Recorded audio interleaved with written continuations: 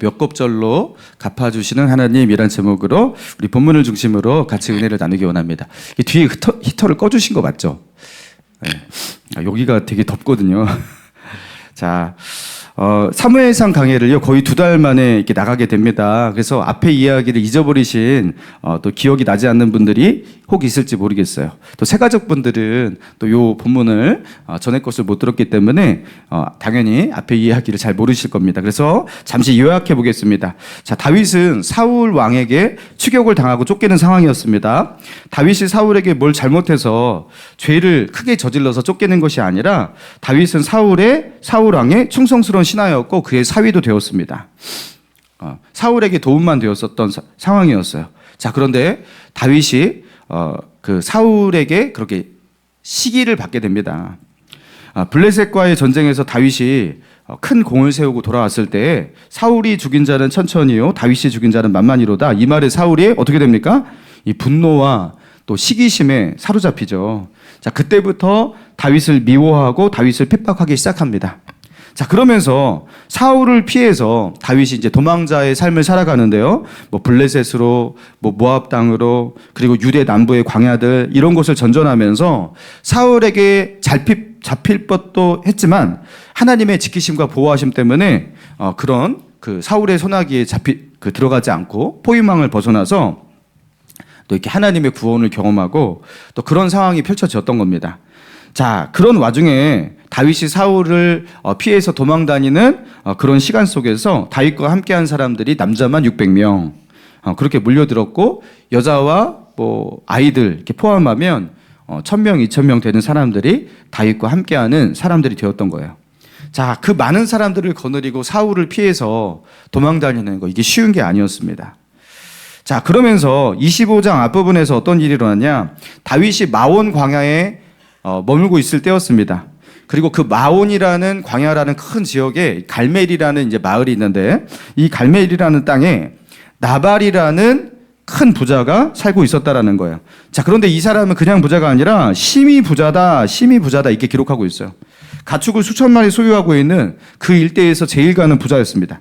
자, 그런데 그 땅 인근에서 다윗의 일행들이 그러니까 나발의 그 땅 주위에서 그렇게 거주하면서 수개월간 머물면서 나발의 목자들과 함께 나발의 가축들을 그렇게 치는 나발의 목자들과 함께 그렇게 거주했지만 나발에게서 뭘 달라고 요구한 적도 없었고 그리고 나발에게서 너희들은 소유가 많으니까 내가 좀 빼앗을게 하면서 빼앗아 간 적도 없었고 오히려 나발의 집에 그 가축들을 그렇게 곁에서 나발의 소유지 곁에서 이렇게 지켜주는 역할을 해 주었다라는 거예요. 이 가축들을 돌보다가 뭐 가장 이제 큰 피해를 볼 때가 뭐 맹수들의 공격이라든가 아니면 약탈자들이 이렇게 와가지고 뺏어 간다든가 뭐 그런 거 아니겠습니까? 그런데 다윗과 함께한 자들이 오히려 나발의 그 소유물들을 그렇게 지켜주는 그런 울타리 역할을 해 주었다라는 겁니다. 그리고 그 곁에 있으면서 이런저런 도움을 줬겠죠. 뭐 이렇게 물을 마시려고 할 때 우물에 뭐 뚜껑도 같이 열어주고 이런저런 도움도 많이 주었던 거예요. 그러면서 나발의 목자들이 그들의 입으로 고백할 만큼 그 인정하고 고마울 만큼 그렇게 많은 호의를 그렇게 나발의 집에 그렇게 베풀었던 겁니다. 그렇게 수개월간 호의를 베풀고 신뢰를 쌓은 다음에 다윗은요 나발의 집에 그죠? 나발의 집에서 양털을 깎는다라는 이야기를 듣고서 이게 양털 깎는 것은 농사를 짓고서 이제 추수하는 것과 마찬가지입니다. 그러니까 보통 추수 시기 때 보통 잔치가 고대 시대에는 이렇게 벌어졌었는데요. 양털 깎을 때도 잔치가 벌어지는 거예요. 그래서 양털 깎는 날 이게 잔치인 날이에요. 이렇게 다윗이 그 좋은 날 사람을 보냈던 거예요. 소년들을 보내가지고 어떻게 요구를 합니까? 이 소년들에게 좋은 날이니 먹을 것을 주어서 이렇게 보내달라 하면서 이렇게 좋은 날 이렇게 그죠? 다윗이 사람들을 보냈습니다. 자, 그런데 나발이 다윗이 보낸 그 소년들에게 어떻게 대응합니까? 어떻게 반응합니까? 자, 사울에게 쫓기고 있는 다윗이라는 그 상황을 염두에 두고서 그것을 빗대어서 다윗을 조롱하고 멸시하는데요. 요즘에 각기 주인에게서 억지로 떠나는 종이 많도다 하면서 그래서 주인에게서 떠난 종과 같다 하면서 다윗이 도망자의 신세를 그렇게 비꼬고 비난하고 멸시하는 그런 말을 합니다. 심한 모욕을 준 거예요. 자, 그리고 나발이 다윗이 보낸 사람에게 그 사람들에게서 그렇게 나발이 그 다윗이 보낸 사람들을 그렇게 그 다윗을 향한 모욕을 했다라는 것을 그렇게 전해 듣고서 다윗이 어떻게 합니까? 그 말을 듣자마자 칼을 차라. 너희는 각기 칼을 차라. 이게 전혀 다윗답지 않은 모습인데요. 너무나 실망하고 너무나 분노했던 거예요. 그동안 수개월 동안 다윗이 나발에게 이렇게 보였던 그런 모든 선대, 호의 이런 거에 대해서 아주 모욕과 멸시로 그렇게 갚으니까 다윗이요 여기서 이성의 끈을 놓습니다. 너희는 각기 칼을 차라. 그리고 400명의 군사를 동원해서 나발의 집으로 쳐들어가요. 뭐 하겠다라는 거예요? 그냥 쑥대밭으로 만들어 놓겠다. 자, 그런데 그런 끔찍한 상황이 일어나기 그 직전이었어요. 누가 막아서죠? 나발의 아내 아비가일이 많은 떡, 포도주, 또 요리한 그 양들 이런 것들을 가지고 와가지고 다윗에게 그렇게 바치면서 다윗의 발 아래 엎드려서 나의 남편 나발의 죄를 나에게로 돌려달라고 하면서 다윗의 마음을 이렇게 만져줍니다. 그리고 이 아비가일이 하나님을 경외하는 여인이었거든요. 영적인 해안을 가진 그런 언어를 가지고서 다윗을 설득하는데 어떻게 말하냐면 여호와께서 당신을 이스라엘의 왕으로 세우실 때에 이렇게 누군가의 피를 흘리게 했다라는 이 일이 당신에게 죄와 허물이 될 수도 있습니다. 그러나 이 일을 멈추신다면 그때 그 일 때문에 그렇게 고통을 당하거나 후회할 일도 없을 것입니다. 그러면서 하나님께서 나를 보내서 당신을 막아 세우는 것이라고 하면서 이렇게 다윗을 설득을 해요. 다윗이 영적인 사람이라는 것을 알고서 아비가일도 그렇게 영적인 언어를 가지고서 다윗을 설득하고 있는 겁니다. 자, 그러면서 다윗은 거기서 멈추죠. 그리고 그런 나발의 아내 아비가일의 말을 듣고서 내가 복수하겠다. 내가 칼로 저자를 치겠다라는 그 마음을 다시 다잡고 칼집에 칼을 다시 꽂아 넣습니다. 자, 그리고 다음날 아침 이 포도주에 취해서 뭐 어떤 일이 일어난 것도 모르고 그냥 흥청망청하던 그 나발 아비가일이 그를 보고 그날에는 이제 말하지 않고 있다가 다음날 아침에 이렇게 술에 깨고 잠에서 깨었을 때 아비가일이 전날 어떤 일이 있었는지 다윗이 어떻게 당신을 죽이려고 했는지 뭐 이런 사실을 알려준 거예요. 그러니까 나발이 어떻게 되었어요? 자, 37절 본문 앞에 보니까 그가 낙담하여 몸이 돌과 같이 되었더니, 그죠? 이게 완전히 몸이 굳었어요. 아마도 이렇게 갑자기 풍이 온 것 같아요. 그리고 38절 한 열흘 후에 여호와께서 나발을 치심해 그가 죽으니라. 열흘 후에 나발이 급작스럽게 죽게 되었습니다. 자, 그러면서 이어지는 본문이 오늘 우리가 읽은 본문이에요. 자, 39절 같이 한번 읽어봅시다. 시작. 나발이 죽었다 함을 다윗이 듣고 이르되 나발에게 당한 나의 모욕을 갚아주사 종으로 악한 일을 하지 않게 하신 여호와를 찬송할지로다. 여호와께서 나발의 악행을 그의 머리에 돌리셨도다 하니라. 다윗이 아비가일을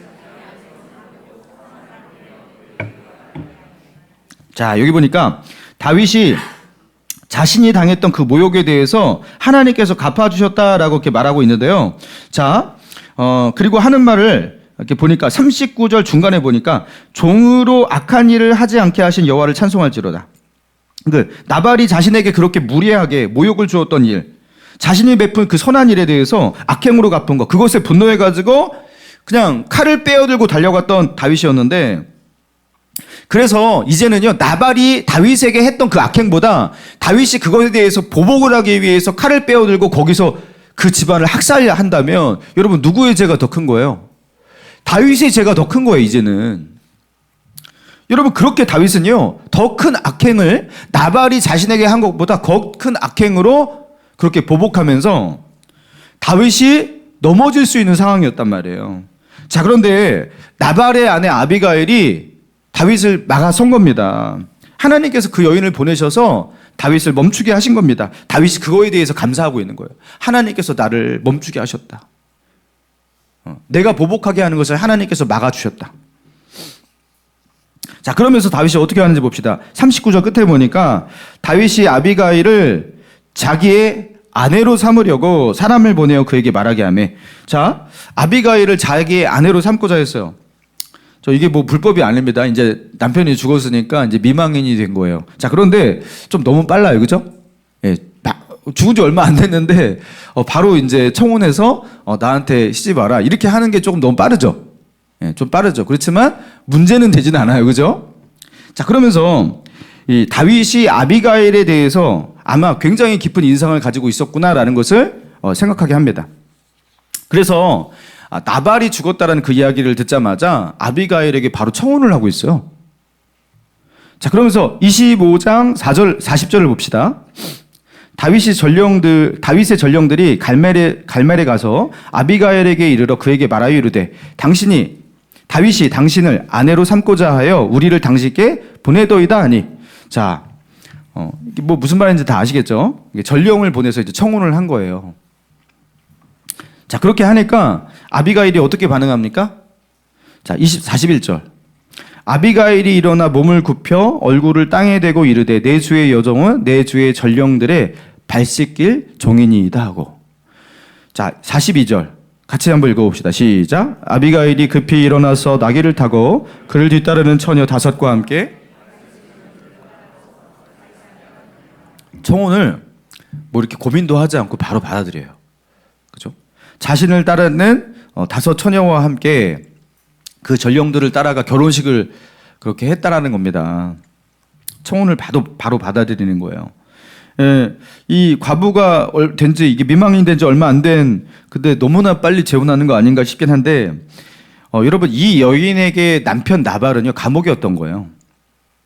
감옥이었던 거예요. 그래서 25장 3절에 보니까 25장 3절 앞부분에 보니까 여러분 이렇게 아비가일을 묘사하고 있어요.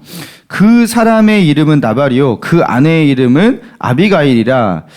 그 여자는 총명하고 용모가 아름다우나 남자는 완고하고 행실이 약하며 그는 갈렙 족속이었더라. 여러분 이게 무슨 소리예요? 나발과 아비가일이 굉장히 잘 어울리는 한 쌍이었다라는 거예요? 굉장히 안 어울린다. 얘네들은 이렇게 같이 살면 안 되는 너무나 어울리지 않는 그런 부부 같지 않은 부부다. 이렇게 표현하고 있는 거예요. 아비가일은 총명하고 용모가 아름답고 게다가 어떤 여인이었어요? 뒤에 보니까 다윗에게 하고 있는 그 말을 보니까 영적인 사람이고 믿음을 가진 여인이었습니다. 반면에 남편 나발은요 완고하고 행실이 악하고 그냥 돈만 밝히는 욕심쟁이고 다른 사람의 베푼 그 호의에도 뭐 제대로 갚기는커녕 그냥 악행으로 갚는 그런 사람이었단 말이에요. 그러면서 성경은 오늘 본문은 그런 나발에게서 아비가일이 자유를 얻는 시간같이 이렇게 묘사를 하고 있는 거예요. 자, 그러면서 43절 다윗이 또 이스라엘 아히노함 이게 뭐냐면 이스라엘은 출신을 말하는 거예요. 이스라엘이라는 지역의 출신에 아히노함이라는 아내 그 여인을 맞았다라는 거예요. 아내로. 그들 두 사람이 그의 아내가 되니라. 44절 사울이 그의 딸 다윗의 아내 미갈을 갈림에 사는 라이스의 아들 발디에게 주었더라. 원래 이제 다윗의 첫 번째 아내는 미갈이었는데 그 사울에게 쫓기면서 달아나면서 이제 미갈과 헤어지게 되죠. 그런데 사울이 다윗의 아내 미갈을 자기의 딸을 누구에게 줘요? 라이스의 아들 발디에게 주어서 그 딸을 다른 곳에 시집을 보냈다라는 겁니다. 다윗에게 뭐 동의를 구하지도 않고 허락도 받지 않고 왜냐하면 다윗은 내가 죽일 거니까. 그런 이야기죠. 자, 사랑하는 성도 여러분, 오늘 이 본문을 통해서 하나님은 우리에게 무엇을 말씀하고 계시는 겁니까? 자, 다윗은 나발이 그렇게 그죠 충격을 받고 쓰러진 뒤에 열흘 뒤에 이렇게 죽게 되었다. 그 소식을 전해 들었어요. 자, 그때 이렇게 고백하잖아요. 39절. 나발이 죽었다 함을 다윗이 듣고 이르되, 자, 잘 주목해 보세요. 나발에게 당한 나의 모욕을 어떻게 하사? 갚아주사. 자, 나발에게 당한 나의 모욕을 어떻게 하사? 갚아주사. 여러분 집중하시는 거죠 지금? 예. 나발에게 당한 나의 모욕을 갚아주사. 종으로 악한 일을 하지 않게 하신 여호와를 찬송할지로다. 이렇게 표현하고 있어요. 원문에도 그렇게 나와 있어요. 나발에게 당한 나의 모욕을 갚아주사. 여러분 나발에게 당한 모욕을 하나님께서 그렇게 갚아주셨다. 여러분 이게 정말 맞는 이야기냐라는 거예요. 여러분 하나님께서 다윗이 당한 거에 대해서 그 억울함에 대해서 그 당한 그 모욕, 수치심 뭐 이런 거에 대해서 다윗이 자기의 칼로 갚으려고 했는데 자기의 손으로 갚으려고 했는데 그걸 갚지 않으니까 하나님께서 대신 갚아주신 거 맞습니까? 나발이 다윗에게 지은 그 죄를 하나님께서 다윗에게 나발에게 그렇게 청구하시고 그렇게 갚아주신 거 맞습니까? 맞죠? 자, 그런데 이 갚다라는 이 표현, 여러분 갚다, 여러분 이 표현은 여기에 이렇게 정확한 표현이 아닐 수도 있어요. 왜냐하면 갚다라는 것은 보통 어떤 느낌으로 쓰이냐면 이 동사는 국어사전적으로 이런 뜻이에요. 동일하거나 비슷한 대가로 돌려주는 것. 그게 갚는 거예요. 나에게 꾼 거에 대해서 내가 갚는 것은 어떤 거냐면 그에 상당한 것으로 동일한 가치로 이렇게 되돌려줄 때 그걸 갚다고 하는 거예요. 그죠?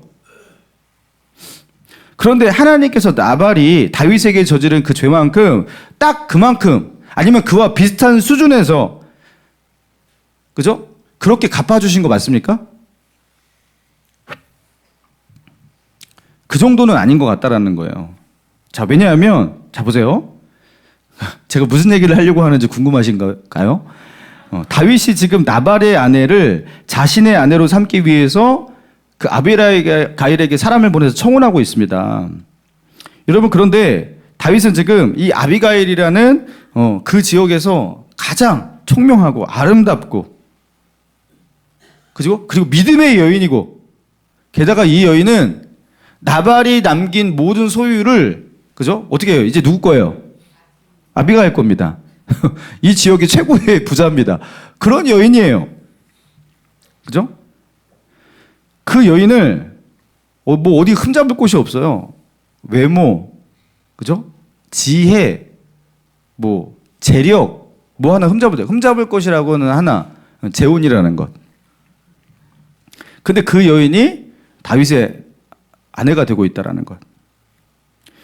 여러분, 다윗은 지금 사울에게 쫓기는 도망자의 삶을 살고 있으면서 여러분 그 삶을 살고 있으면서 사실은 가정을 이루기에는 적합하지 않은 상황일지도 몰라요. 그런데 지금 이런 대단한 여인을 자기의 아내로 그렇게 맞아들이게 됩니다. 보물 같은 사람을 자기의 동반자로 동역자로 그렇게 얻게 됩니다. 그리고 나발이 가지고 있는 그 뭐 일부를 뭐 이렇게 양털 깎을 때 뭐 음식을 좀 나눠달라 이 정도가 아니라 나발의 가진 전부를 그의 아내와 함께 자기의 것으로 그냥 모두 다 옮겨졌어요. 여러분, 다윗이 나발에게 당한 모욕을 갚아주신 겁니까? 쌤입니까 이제는? 여러분, 갚다라는 이 표현을 하려면요, 이게요 동일한 가치가 왔다 갔다 해야 되는 것인데 이게 동일하지가 않잖아요. 지금 다윗이 당한 것은 자기가 베푼 호의에 대해서 그 사람이 모욕한 거, 멸시한 거에 대한 그런 거 정도였어요. 그죠? 근데 그로 인해서 하나님은요 나발을 죽이십니다. 그리고 나발이 가지고 있는 그 모든 것이 다윗의 것이 됩니다. 여러분, 만약에 갚다라는 동사를 쓸 것이라면 그 앞에 그죠? 몇 곱절로 이렇게 넘치도록 갚아주셨다 이렇게 표현해야 되는 거예요. 여러분, 그러고 보니까 다시 이 사건이 재조명되는 거죠. 여기까지 와보니까 전에 다윗이 나발에게 당했던 그 모욕, 자신이 그를 선대하고 그에게 베푼 그 호의에 대해서 그가 당한 나발에게 그렇게 갚아진 그 모욕, 멸시, 조롱, 여러분 그 모든 것이 사실 큰 그림 속에서 보니까 이거는 다윗을 축복하기 위한, 그죠? 다윗이 축복의 그 하나님이 주시는 그 어마어마한 축복으로 들어가기 위한 그 입구와 같은 그런 사건이었다라는 거예요. 사랑하는 성도 여러분, 이 이야기는 다윗이 사울에게 무고하게 쫓기면서 그렇게 고통을 당하고 있는 그 시간 속에서 일어났다라는 것, 그 중간에 삽입되어 있다라는 것. 자, 이거는 마치 앞으로 사울에게 무고하게, 그 다윗은 사울에게 항상 충성했잖아요. 사울에게 잘못한 게 하나도 없고 오히려 사울을 위해서 목숨 걸고 싸웠고, 그죠? 사울에게 충성된 신하였고, 그죠? 사울이 가지고 있는 어려운 문제를 본인이 해결해 줬고, 여러분 이게 고마운 사람이란 말이에요. 근데 그런 다윗에게, 고마운 다윗에게 그 사울이 어떤 일을 저지르고 있습니까? 지금 그런 다윗을 죽이려고 하잖아요. 시기하고 미워하고 죽이려고 하고 있잖아요. 자, 그런 죄를 짓고 있어요. 사울이 다윗에게 그런 끔찍한 죄를 짓고 있어요. 그럼 앞으로 자, 이 나발 이야기를 보면서 앞으로 어떤 일이 전개될지를 우리로 하여금 예측하게 만드는 거죠. 하나님은 앞으로 어떻게 얼마나 크게 갚으실지를 우리로 하여금 가늠하고 상상하게 만드는 겁니다. 여러분, 하나님은요, 이 나발이 다윗에게 이런 모욕을 주고 이렇게 하니까요, 하나님께서 어떻게 하셨어요? 어떻게 갚으셨어요? 몇 곱절로 갚으시는 이런, 그죠? 하나님의 축복이 있었잖아요. 여러분, 지금 사울에게 당하고 있는 이 다윗, 이 상황은 앞으로 어떻게 하나님이 갚으실 것인가, 그 스케일은 얼마나 클 것인가에 대해서 우리로 하여금, 그죠? 상상하게 만드는 겁니다. 왜요? 사울은 다윗에게 너무나 큰 죄를 짓고 있고요. 너무나 큰 핍박을 하고 있거든요. 근데 하나님께서 그걸 놔두고 계세요. 뭘 말하는 거예요? 어마어마한 것이 기다리고 있구나. 어마어마한 것이. 하나님은 결국에 우리는 뒤의 역사를 알잖아요. 사울이 가지고 있는 사울의 나라를 통째로 다윗의 것으로 옮깁니다. 사울이 가지고 있는 전부를 다윗의 것이 되게 하십니다. 그 일을 위해서 사울의 죄가 쌓이고 있는 시간이었던 거예요. 그리고 그 가운데서 다윗은 억울해지고 답답해지고 또 고난을 당하고 핍박을 당하고 그 시간을 참아내고 인내하고 견뎌내야 했던 거예요. 하나님이 주실 그 엄청난 그 축복으로 들어가는 그 입구와 같은 것이었어요. 사랑하는 성도 여러분, 뭘 말씀하고 있는 겁니까? 여러분, 우리가 이 땅에서 당하는 억울한 일들이 있잖아요. 우리도 그런 모욕을 당할 때도 있습니다. 그리고 내가 이런 비난을 당할 이유가 없는데 억울하게 당하는 비난들도 있을 수 있습니다. 나는 오히려 착하고 성실하고 진실하게 되었는데 그거에 대해서 오히려 반대로 그렇게 갚아지는 일들도 일어나기도 합니다. 그리고 어떤 분은 믿음 때문에 믿음으로 살다가 그냥 그저 믿음으로 살기 위해서 이렇게 했을 뿐인데 그것 때문에 당하는 어떤 핍박과 억울함이 있을 수도 있어요. 자, 그런 일이 있을 때 우리가 이런 다윗 이야기, 이 나발과 이 다윗 이야기, 사울과 다윗 이야기 이것을 떠올리면서 이 성경에 기록된 이 역사를 떠올리면서 우리는 우리가 당하는 일들이 어떤 의미를 가지고 있는지 그것을 영적으로 읽어낼 수 있는 힘이 있어야 된다는 거예요. 여러분, 그것이 나에게 꼭 나쁜 일이 아니라는 거예요. 내가 무슨 잘못을 했길래 이런 억울한 일을 당하지? 내가 왜 이런 핍박을 받지? 이런 비난을 당하는 거지? 여러분, 그게 꼭 아니라는 거예요. 여러분, 그렇게 믿음으로 살아가는 이런 믿음의 사람들도 그런 일을 당해요. 근데 그게 하나님의 역사에서 하나님의 나라에서 어떤 의미를 가지고 있는지 우리가 그것을 해석해내야 한다는 겁니다. 내가 답답해지고 억울해지고 분통 터지는 일들이 있다면, 그죠? 그리고 내가 마땅히 근데 그렇게 비난 당해야 되고 내가 그렇게 받아야 되는 일이에요. 그러면 그걸 받아야 돼요. 잘못했으니까 당하는 거니까. 그런데 그렇지 않아요. 그렇지 않아요. 하나님이 아시는데 결코 그렇지가 않거든요. 내가 정말로 나는 진실했고 나는 정말로 믿음으로 하려고 했고 그리고 나는 다른 사람에게 그렇게 잘못한 것이 없어요. 자, 그럼에도 불구하고 그런 일을 당하고 있다. 자, 그때는 여러분 나발 이야기, 다윗과 나발 이야기, 다윗과 사울 이야기, 여러분 우리에게 그 이야기가 생각나야 한다는 겁니다. 하나님은 그냥 갚아주시는 게 아니라 몇 곱절로 갚아주십니다. 여러분, 잠언에 보니까 이런 이야기에 딱 들어맞는 말씀이 있죠. 잠언 13장 22절인데요. 제가 읽어드릴게요. 선인은 선한 사람을 말하는 거죠. 선인은 그 산업을 자자손손에게 끼쳐도 죄인의 재물은 의인을 위하여 쌓이느니라. 자, 죄인의 재물은 어떻게 된다고요? 의인을 위하여 쌓이는 거래요. 그게 자기 것 같지만 자기 것이 아니래요. 자, 그러니까 이거를 좀 이렇게 문장을 좀 바꿔보자면 악인 나발의 재물은 의인 다윗을 위해서 쌓이느니라 이렇게 되고 있었던 거예요. 악인 나발의 재물은 그가 그 일대의 최고의 거부였잖아요. 악한 사람이지만 거부였단 말이에요. 근데 누구를 위해서 쌓아놓았던 거예요? 누구를 위해서 그렇게 끌어모았던 거예요? 네, 다윗에게 주려고. 그렇죠? 이게 단순히 재물 이야기만 하는 게 아니잖아요, 여러분. 여러분, 이거 영적인 원리를 말하고 있는 겁니다. 하나님께서 어떻게 역사하시는지, 하나님께서 어떻게 우리를 축복하시는지 축복의 원리를 말하고 있는 겁니다. 하나님께서 이 땅 가운데 일하시는 하나님의 방식이 무엇인지를 우리에게 알려주고 있는 겁니다. 여러분, 성경에 등장하는 많은 이야기가 이와 비슷한 이야기가 있어요. 여러분 야곱. 여러분 하나님께서 야곱을 축복하기 위해서 야곱을 어디로 이끕니까? 에서를 피해서 그 외삼촌 라반의 집으로 그렇게 도망가잖아요. 근데 그 라반의 집에 가니까요. 세상에 자기보다 더 욕심 많은 자기보다 더 간교한 그죠? 절대로 이길 수 없는 그 외삼촌 라반을 만나게 되는데 그 딸 2명을 그 시집 보내준다 너에게 딸 그 아내로 주겠다라는 그 명목하에 14년 동안 그냥 인권 착취, 인권 그죠 뭐 노동 착취 다 해버려. 그러면서 야곱은 가진 것 하나도 없는데 14년 동안 무료 봉사. 그렇게 탈탈 털리게 됩니다. 임금을 이렇게 같이 이렇게 계약을 했는데 그것을 지킨 적이 없어요. 라반이 그런 사람이었어요. 얼마나 욕심쟁이인지. 자, 그런 라반 밑에서 그렇게 20년을 일해요. 그러면서 고통을 당하고 억울한 일을 당하고 열심히 수고하였지만 가진 것도 없고 여러분 그런 일을 그렇게 20년 동안 그런 고생을 한단 말이에요.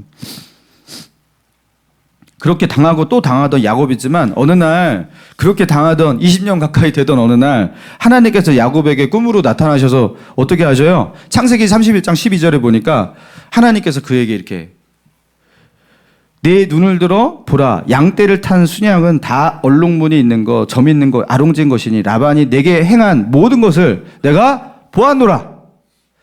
자, 라반과 계약을 했거든요. 얼룩진 것, 뭐 줄무늬 있는 거, 뭐 이런 것들은 이제 야곱의 소유가 되겠다고. 그 양들이 얼룩무늬 있고 줄무늬 있고 이런 뭐 얼룩말도 아니고 그죠? 양들이 막 그렇게 안 태어나잖아요. 근데 하나님께서 꿈을 보여주시는데 죄다 좋은 양들은 다 얼룩무늬 그죠? 점 있고 막 이런 것만 태어날 것이다. 진짜 그렇게 된 거예요. 그러면서 하나님께서 야곱에게 말씀하십니다. 나는 베델의 하나님이라. 그 야곱이 이렇게 그 자기 아버지의 집을 떠날 때 그 베델에서 돌베개 베고 이렇게 자면서 꿈을 꿨거든요. 거기서 하나님을 만났거든요. 네가 그때 만났던 그 하나님이다. 20년 전 만난 하나님을 말하는 거예요. 나는 베델의 하나님이라. 이곳을 떠나서 내 출생지로 돌아가라 하셨느니라. 자, 그러면서 야곱이 다시 집으로 돌아갈 때는요. 거부가 되었어요. 거부가. 왜요? 라반의 것을 야곱의 것으로 다 옮겨버렸어요. 하나님은 야곱이 라반에게 당하고 또 당하고, 그죠?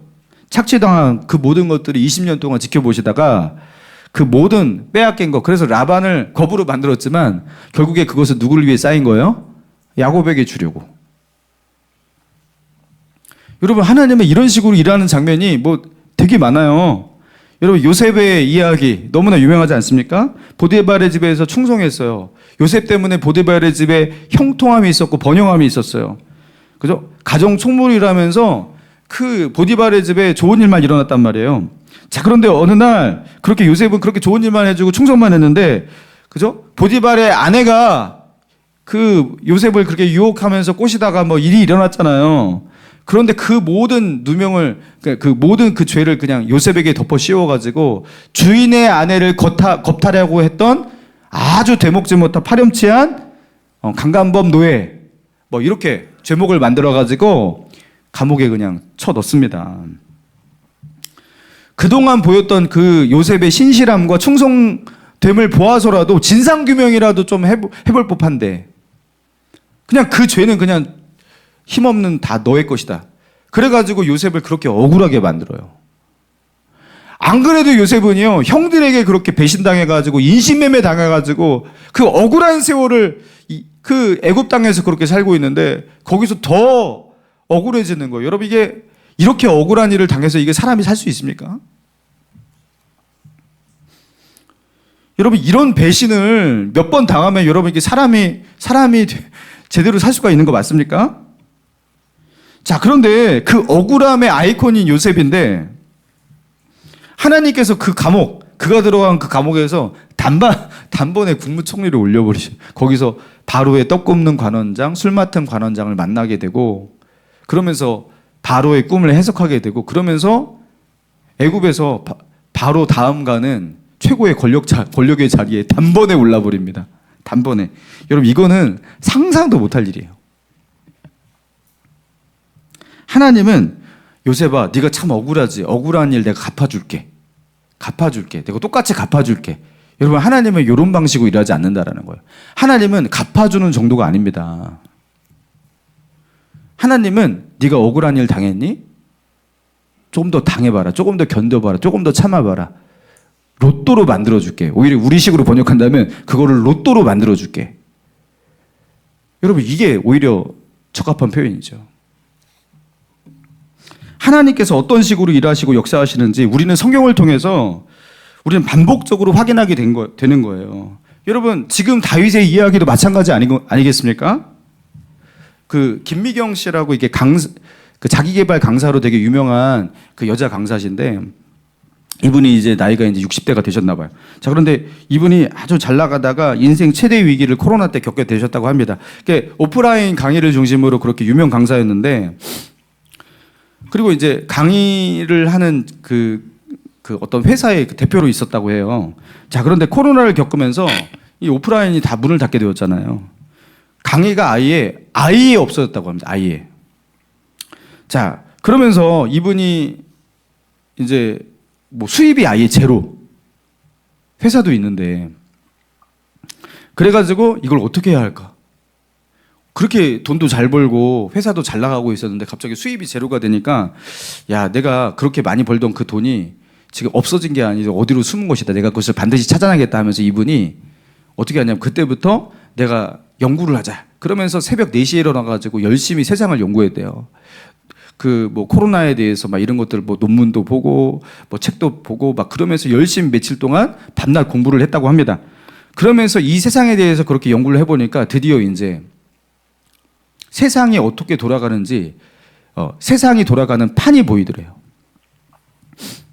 이 코로나 시대 속에서, 이 팬데믹 속에서 내가 어떻게 해야 할까? 그러면서 이거를 내가 하는 일을 이 땅에서 하면 안 되는구나. 하늘로 붕 띄워야겠다.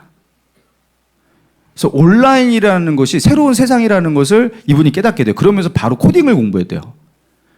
이분이 갑자기 코딩이 뭔지 아시죠? 이렇게 프로그램 언어를 공부했대요. 왜냐하면 이제 나는 온라인 기업으로 변화돼야 되니까.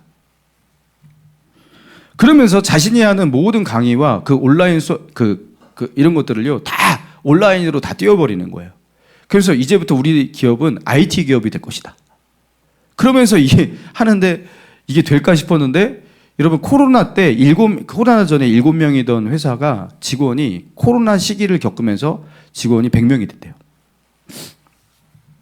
뭐 수입이 엄청나고.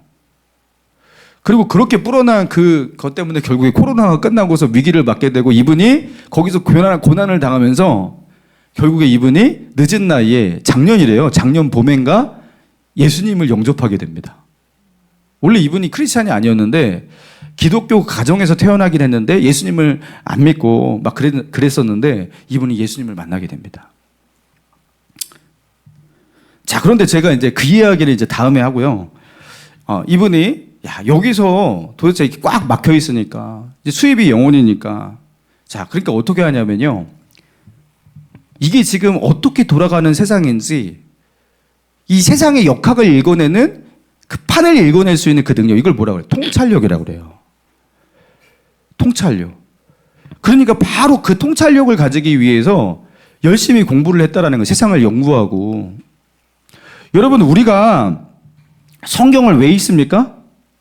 여러분, 성경을 읽으면서 하나님과 만나고 하나님과 교제하고 그러는 거예요. 그렇지만 성경을 읽으면서 우리는요, 세상을 읽어낼 수 있는 영적인 통찰력을 가지기 위해서 우리는 성경을 읽는 거예요. 여러분, 세상은 사람들의 손에 의해서 이렇게 돌아가는 게 아니에요. 돈이 세상을 주무르고 있는 게 아니에요. 여러분, 이 세상을 움직이고 계신 분은 누구예요?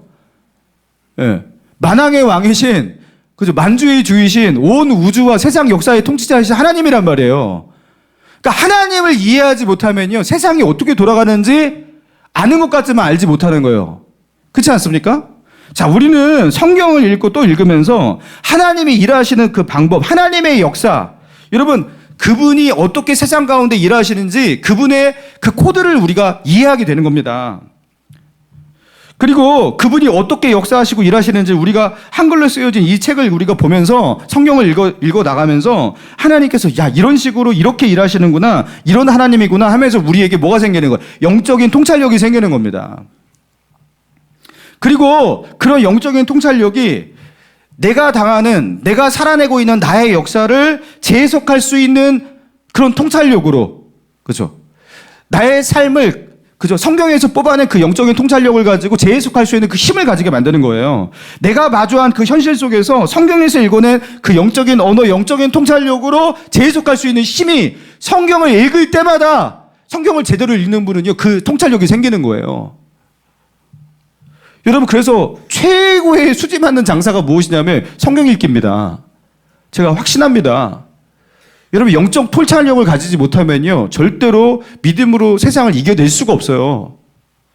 근데 그 통찰력은 어디서 뚝 떨어지는 게 아니라 성경을 읽고 하나님의 말씀을 묵상하면서 그 속에서 반복되는 삶의 역사, 그 성경의 역사들이 있잖아요. 그리고 영적인 이 언어들 속에서 나도 모르게 내 안에 계속해서 부어지는 거예요. 그러면서 드디어 세상 역사가 어떻게 돌아가는지, 나의 인생은 어떻게 돌아가고 있는 것인지 여러분 이 판이 보이게 되는 겁니다. 여러분 인생이 완전히 달라져요. 사랑하는 성도 여러분, 하나님께서 어떻게 일하시고 역사하시는 분인지 알고 깨달으면요, 우리가 억울하고 당연히 답답하고 뭐 낙심하고 좌절하고 뭐 쓰러지고 화내고 분노하고 내가 보복하고 이렇게 살아가야 할 때 여러분 오히려 그 억울하고 답답한 일 가운데 희한한 경험을 하게 되는 겁니다. 갑자기 기대와 소망이 생기는 거예요. 갑자기. 여러분 이게 영적인 통찰이 이렇게 사람을 바꿔내요. 그래서 예수님께서 마태복음 5장 11절에 보니까 이렇게 말씀하셨거든요. 나로 말미암아 너희를 욕하고 박해하고 거짓으로 너희를 거슬려 모든 악한 말을 할 때에는 너희도 같은 악한 말로 갚아주라. 가만히 있지 말아라. 당하고만 있지 말아라. 예수님께서 이렇게 말씀하셨어요? 어떻게 하셨어요? 예수님께서 그 모든 악한 말을 할 때에는 너희에게 복이 있나니. 갑자기 복이 있나니. 기뻐하고 즐거워하라. 하늘에서 너희 상이 큼이라. 너희 전에 있던 선지자들도 이렇게 박해를 하였느니라. 세상에 이런 일을 당할 때 뭐 하라고요? 기뻐하고 즐거워하라. 이것이 너희의 복이다. 하나님의 하늘에서 너희의 상이 너무나 크대요. 여러분 하나님께서 갚으시대요. 갚으시는데 그냥 똑같이 1대1로 갚으시는 게 아니에요. 너무나 큰 상. 똑같은 수준으로 갚으시는 게 아니에요. 몇 곱절로. 그죠? 100배로 1000배로. 나는 아주 짧은 시간 믿음으로 순종하고 하나님 때문에 인내하고 참았고 그냥 악을 선으로 갚은 것. 뭐 그거 믿음 가지면 그렇게 어려운 일이 아니거든요, 사실은. 그렇게 했을 뿐인데 하나님께서 그것을 영원토록 갚으시는 거예요. 여러분 이게 믿음의 통찰력을 가진 사람에게 일어나는 기가 막힌 일입니다.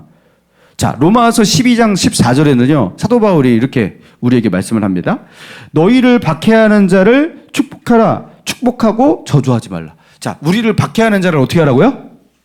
축복하라. 자, 우리를 박해하는 자를 어떻게 하라고요? 축복하라. 나를 비난하는 자를, 나를 욕하는 자들, 나를 뒤에서 험담하고 나를 그렇게 깎아내리는 자를 어떻게 하라? 축복하라. 여러분 그렇게 하시기 바랍니다. 저 사람이 나를 너무 못마땅하게 여기고 나를 비난하고 돌아오면서 나를 험담하는데 어떻게 해야 돼요? 축복해야겠다 하면서 막 축복하는 거예요. 여러분 그렇게 하시기 바랍니다. 영적인 통찰력을 가지고 진짜 믿음이 있는 사람은 이게 불가능한 게 아니라 진짜로 이게 가능해요. 제가 살아보니까 저도 이게 상태가 좋을 때는 이게 가능해요.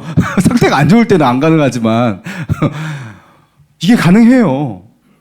진짜 축복을 하더라고요. 자, 그리고 로마서 12장 21절에 여러분 유명한 말씀이잖아요. 자, 따라해 봅시다. 악에게 지지 말고 선으로 악을 이기라. 여러분 악에게 지지 마시기 바랍니다. 선으로 악을 이겨버리는 거예요. 드디어 선으로 악을 이길 때가 왔다. 내 축복으로 너의 핍박을 갚아주리라 하면서 그죠?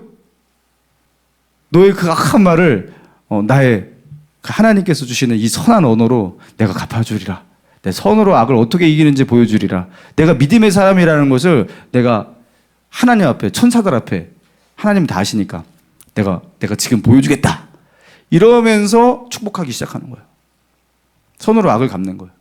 여러분, 이게 내가 정말로 천사같이 성화되어갖고 내 인품과 인격이 완전히 그렇게 예수님을 닮아하는 그 지경까지 성화가 돼야지 이게 가능한 게 아니라, 그렇게 성화가 안 돼도 하나님을 아는 그 믿음이 있고 영적인 통찰을 가진 사람은요, 이렇게 될 수가 있어요. 할렐루야. 여러분, 믿음이 우리를 성화시키는 거지, 예수님을 따라가야 되는데 여러분, 이렇게 암만 해봤자 여러분 그렇게 잘 안 되실 거예요. 우리 안에 있는 죄성과 본성을 이기기가 힘들어요. 믿음 가지셔야 됩니다. 판을 읽어낼 수 있어야 됩니다. 하나님께서 어떻게 역사하시는지 그 하나님을 기대하고 소망할 수 있어야지 우리가 이 땅 가운데서 악을 이길 수가 있어요. 사랑하는 성도 여러분, 분하다고 억울하다고, 나도 가만히 있지 않을 거라고, 나도 사람이라고, 내가 나를 우습게 봐? 이러면서, 그죠? 그러면서 말을 쏟아내기 시작하고 분노를 표출하고, 그렇게 이런저런 방식으로, 그죠? 적극적이든 소심하든 아무튼 보복을 한다면 아무 상도 없을 겁니다. 하나님의 갚으심도 아예 없을 겁니다. 하나님이 주실 복을 걷어차신 거예요. 여러분, 억울할 때, 분할 때, 답답할 때, 여러분, 그때 바로 기회입니다. 그때가 기회입니다. 드디어 하나님이 나에게 상을 주시려고, 누군가가 나를 핍박하거나 한 명도 나를 핍박하지 않아가지고 내가 아주 그냥 상 받을 시간이 없었는데 드디어 기회가 왔다. 그러면서 어떻게 해야 돼요? 하나님 축복합니다. 주님 때문에 참습니다 하면서, 그죠? 만면의 미소를 띄우면서 여러분 그때 극회하는 거예요. 여러분, 이게 진짜 믿어지는 사람은 이런 일을 할 때 정말 기뻐요. 하나님이 기대가 되는 거예요. 안 믿어지는 사람은 내가 이걸 어떻게 갚아주지 하면서 계속 화나고 분노하고, 그죠? 그렇게 하는 거예요. 이게 안 믿어지는 사람은. 사랑하는 성도 여러분, 하나님의 갚으심, 여러분 그거는 똑같은 수준이 아니에요. 여러분, 그 하나님의 크신 은혜와 그 갚으심을 기대하면서 믿음으로 나아가시고 승리하는 저와 여러분 되시기를 주님의 이름으로 축원합니다.